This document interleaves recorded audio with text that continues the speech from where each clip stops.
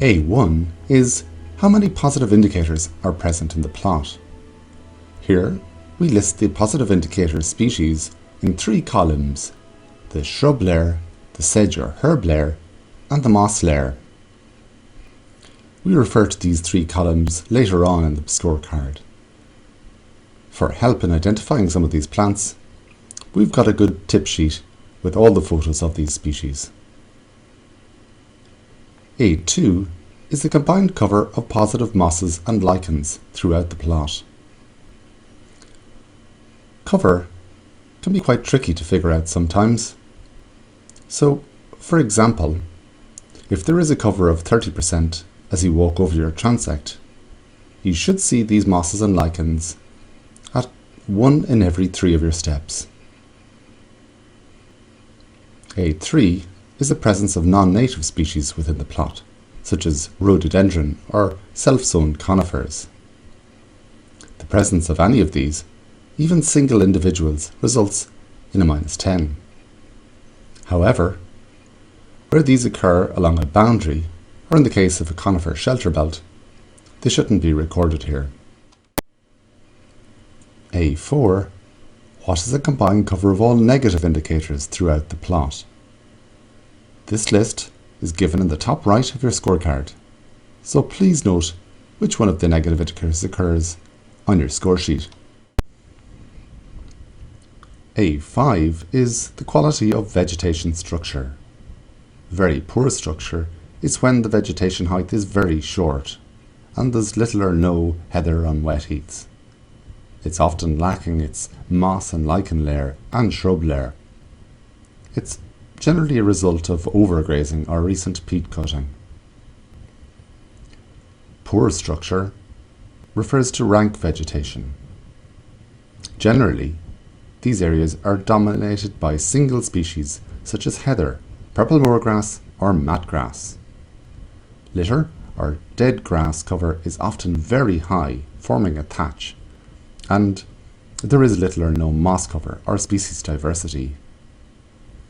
Moderate structure is broken into 2 categories. High grazed is where significant areas, more than 25% of the plot, have a tight vegetation, but this isn't throughout the plot.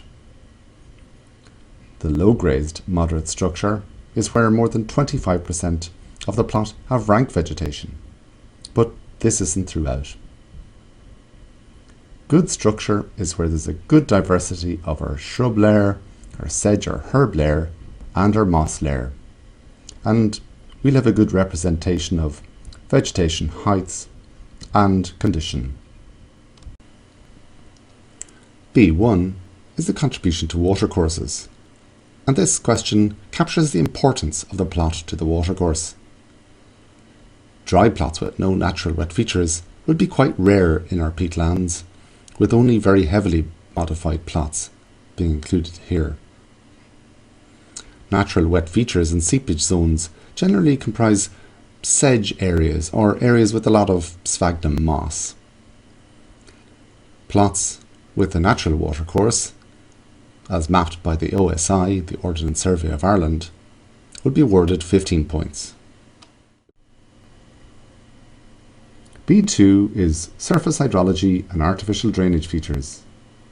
Significantly altered bog or heath hydrology is where there's frequent, widespread, free-flowing drains on the plot with notable effects on the surrounding vegetation, affecting more than 20% of the plot. Moderately altered bog or heath hydrology is where these free-flowing drains affect less than 20% of the plot. Gullies that have been created through erosion should also be considered in here. Slightly altered bog or heath hydrology is where drains are present but have little impact on the vegetation and are generally impeded, and there's no noticeable flow in any of the drains. Moderately intact bog or heath is where historic drains or turf banks are present, but the damage is largely recovered. Otherwise intact bogs or heaths with historic drains or roads all fit into this category. Intact bog or heath is where there's no historic drainage or disturbance.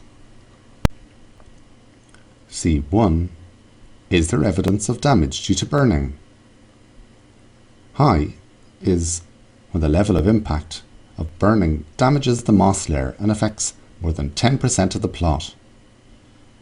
Medium is a medium impact burn, affecting less than 10% of the plot. C2.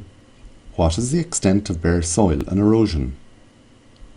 High impact relates to greater than 10% cover of bare or eroding soil. Medium is 1 to 10% cover of bare or eroding soil. Low may occur along regularly used routes, but little or no sign of erosion. The area of bare ground will comprise less than 1% of the plot, and none, there is little or no evidence of bare peat. C3. Is there damage due to supplementary feeding? C4. What are the impacts due to turbary? Very high is where there's active peat cutting in the current cutting season. High is where the most recent activities are in the previous cutting season, affecting more than 10% of the plot. Medium is where the most recent cutting activities were in the previous cutting season, but that less than 10% of the plot was affected. And none is where no cutting has taken place for the last 2 calendar years. So, for example, if you were scoring a plot in 2020 that hadn't been cut since 2018, this would be awarded a 0. C5. Is there any evidence of damaging activities to vegetation or soil?